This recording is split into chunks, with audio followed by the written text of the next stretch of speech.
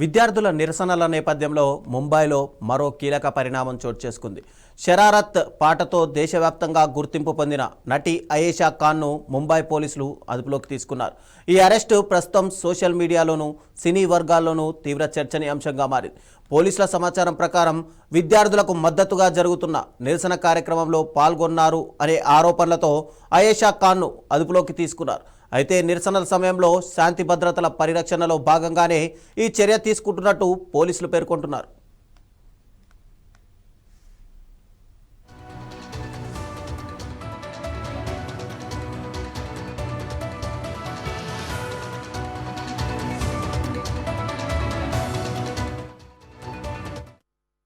అయితే ఈ ఆరోపణలను నటి అయేషా ఖాన్ ఖండించారు. తాను ఎలాంటి నిరసనలో పాల్గొనలేదని, రోడ్డు పక్కన నిలబడి ఉన్న సమయంలోనే పోలీసులు తనను ఎలాంటి కారణం చెప్పకుండా అన్యాయంగా అరెస్టు చేశారని ఆమె ఆరోపించారు. ఈ ఘటనతో నటి అరెస్ట్పై భిన్నాభిప్రాయాలు వ్యక్తమవుతున్నాయి.